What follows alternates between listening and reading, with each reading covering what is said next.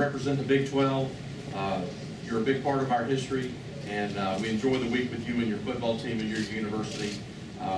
We wish you the best. Your opening comments, then we'll take questions. Well, yeah, number one, it was a great experience for us. Obviously, we came up short compared to last time. But as I told my kids in the locker room, I was proud of them. We only have 7 seniors. We played hard.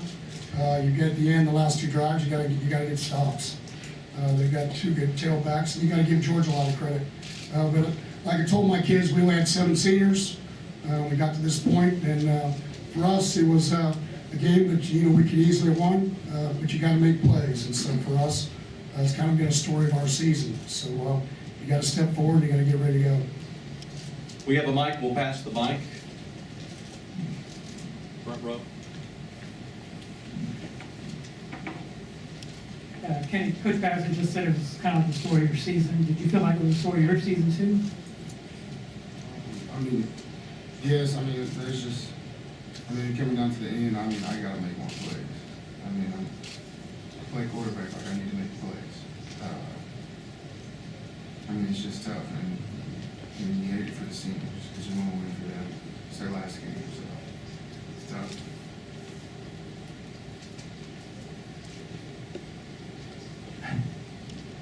Kenny, can you talk about the play of Georgia's number 78, Trent Thompson? He had 3 sacks today, and it looked like a couple of those were pretty critical right before, especially that last one moved that field goal attempt back 10 yards.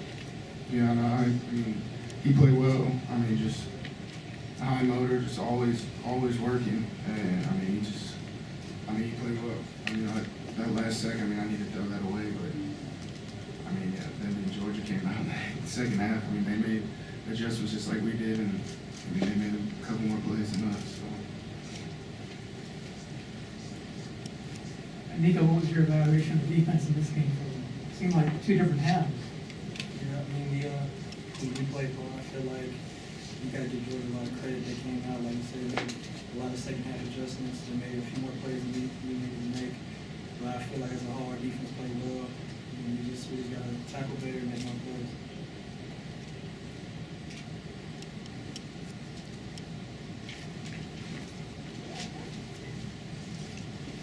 Gary, after shutting down Georgia's run in the first half, what kind of went into maybe them adjusting and getting some big plays on the Well, number one, they went into what we call 12 personnel, and they brought the wide receiver down. We didn't do a very good job with the crack with their corner, and they were blocking our safety. Simple as that.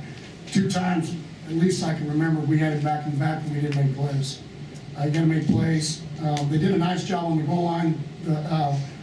Number one, first the field goal fake, got them in position, and then they run the toss. They motioned down and never ever showed the toss, and then threw a pop pass off of it. Our guys, we needed to have our eyes in the right place. So it's, down there you want to make plays. We made a couple plays and held them to field goals before that. But it was one of those ball games where you kind of watch the momentum go back and forth. I was a little bit upset because we cut a line and we didn't really have any conversation with up in the box really the last 2 series. One of the trucks going by cut our cords as far as our headsets.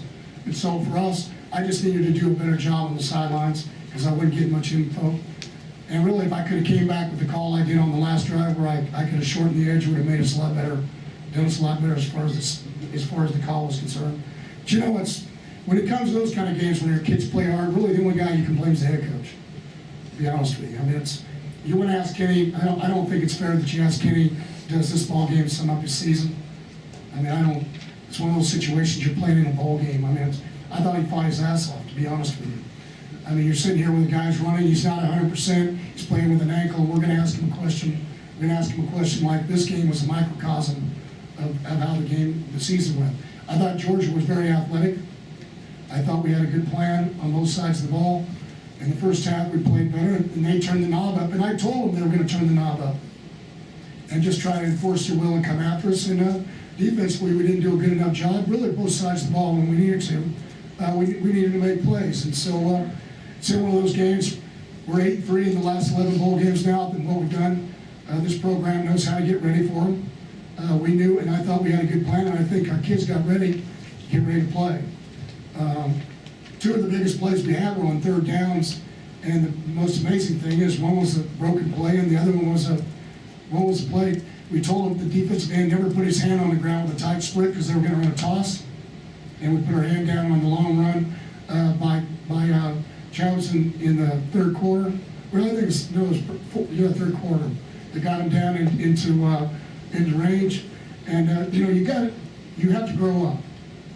As a group, you got to grow up, and they'll be able to see it. And one of the things that happens is it's our fault if they do something and we didn't prepare them for it. It's another thing when we tell them what's going to happen and they don't adjust to it. And so we've played good defense around here. We understand how to adjust to what people do. Everybody talked about where we were small, we weren't going to be able to hold up the run. I thought 49 yards at halftime, we did a good job. But the second half, what we had to do is we had to play gap control, and you had to tackle. And we didn't really do a good job with it.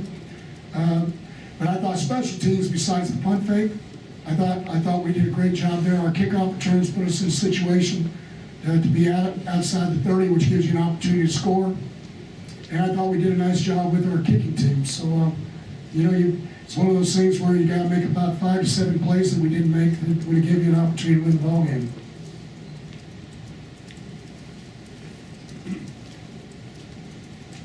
Gary, your thought on the job that John Diarse did for you again? Oh yeah, I mean, John's been a great transfer. And John's exactly what I'm talking about.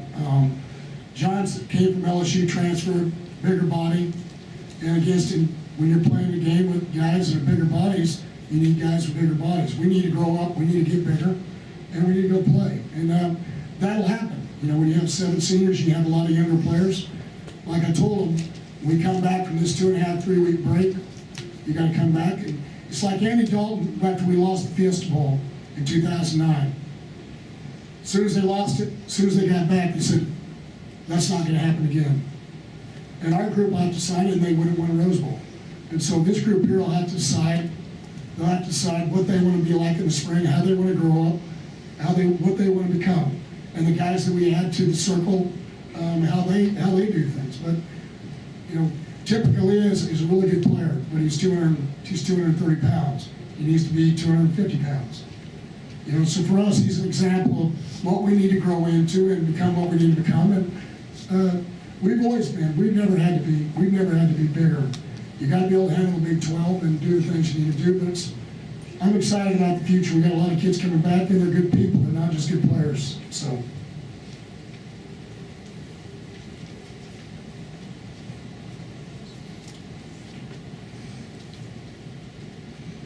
You mentioned you kind of held shove and check more or less up until the end of the third quarter. Then against the long run at the end of the third and goes well in the fourth. Was it just a matter of kind of wearing you down a little bit, or what? Yeah, I think we've been. I think we've just been that way this season. I think if you looked at the Kansas State and Oklahoma State game, people that had a 210 quarter tailback, we just haven't handled that very well. We've got to do a better job of that.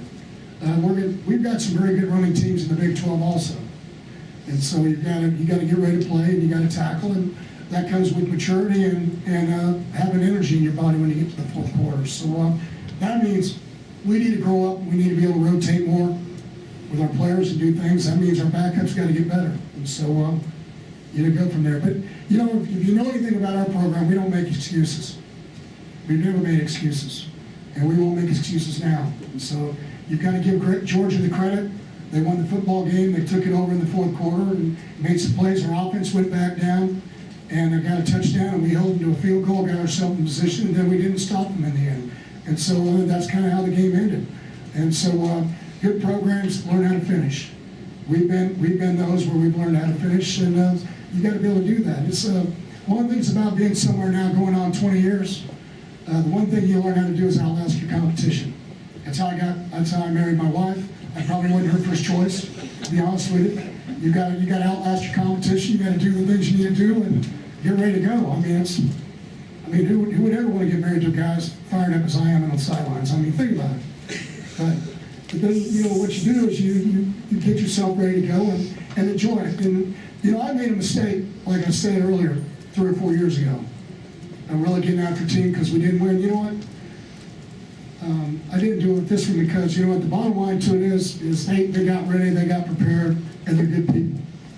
If they weren't good people, then you'd have something to say about it. But this group is, and my hat's off to Georgia. Kirby's Kirby was in a tough situation. You're a new head coach, you're an alumnus, you're 7-5. You know, I was talking to him the last time they hadn't been to a bowl game, I think was when he was a senior, one of his years as a player. And so all the things he was going to have to put up with. And he said, you know, it's one of him and I was talking about, how have you stayed in one place for 20 years? I mean, and I'll be honest with you, it's got to have a little luck. And so, you know, it's you got to give them and their staff a lot of credit because the pressure was on them.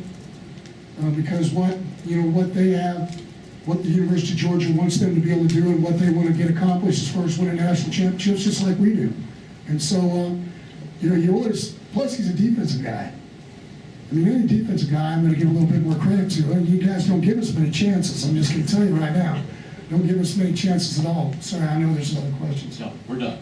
Gary, thank you. Perfect. Quick presentations to the two players, the offensive player of the game, Tanya Park from Pennzoil here to make that presentation to Kitty Hill. Kitty, if you'll come on down.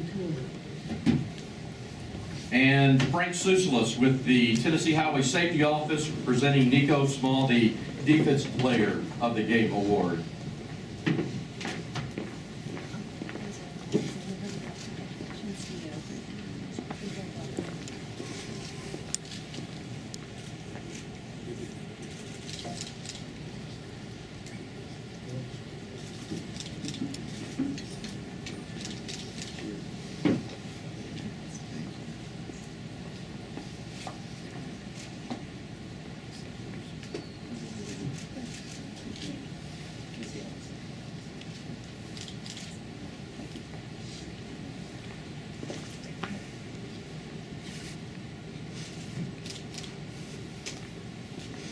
Where'd it go?